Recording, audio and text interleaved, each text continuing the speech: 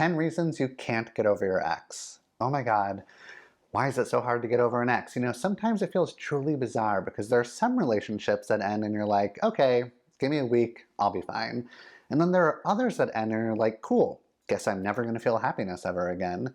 Well, today I want to focus on those exes that just feel impossible to get over and move on from. Maybe it's been many months and you're still really depressed. Maybe it's been a ton of weeks and you just can't stop obsessing about them.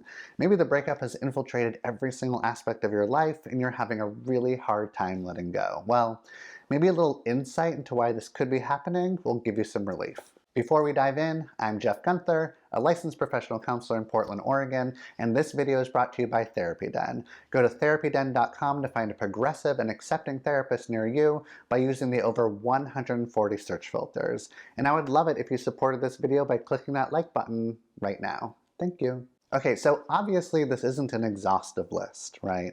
There are 1,000,001 reasons you might be having a hard time getting over an ex, but I wanted to go over 10 reasons that I commonly see with my clients that are struggling when they're trying to move on from a breakup. Reason number one, because you think there's a chance that you'll get back together.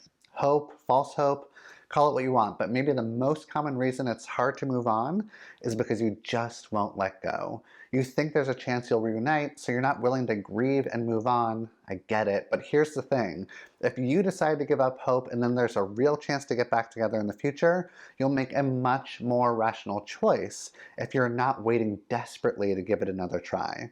Letting go of the fantasy is hard to do, but living in will we won't we purgatory for the rest of your life is so much more miserable. Number two, you haven't grieved long enough, or maybe you just haven't grieved at all.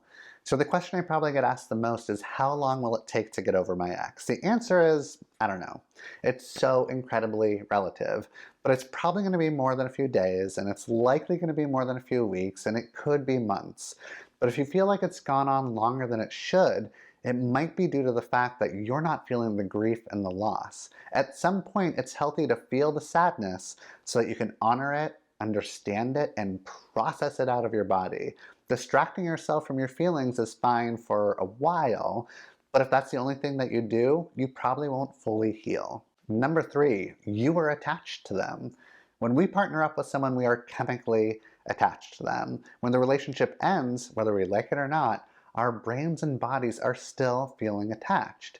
It takes time for that attachment to fade, sometimes a long time. You may have all the best reasons in the world to end the relationship, but just because it should be over, it doesn't mean that every cell in your body is going to let go of the real attachment you had with them right when you call it quits. Reason number four, you're still attached to the fantasy of what could have been. Ugh. The potential.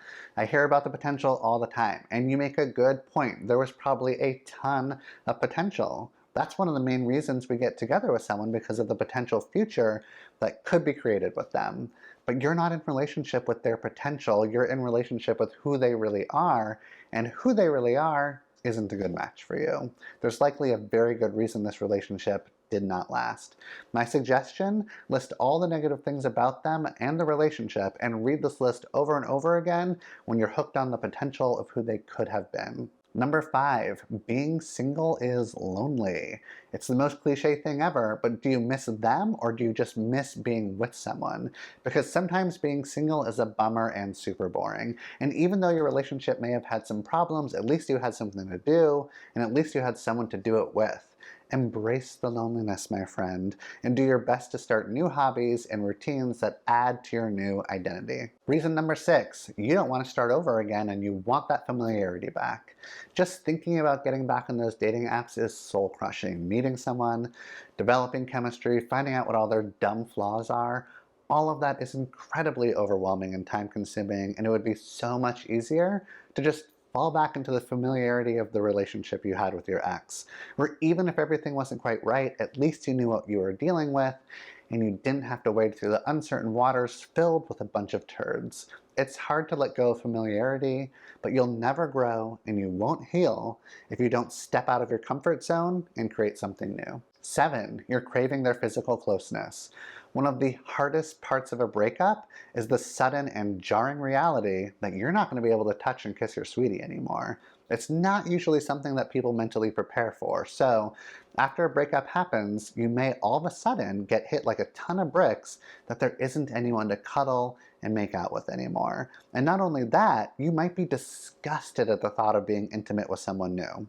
So now you're stuck in the middle of desiring your familiar ex and wanting to barf when you think about hooking up with someone else. It's normal to go through. This will pass. 8, you can't stop thinking of all the good times. Look, I'm sure there were a ton of good times. It's probably why you were together in the first place, and remembering those good times is not a bad thing, but only remembering them is going to make it hard for you to move on.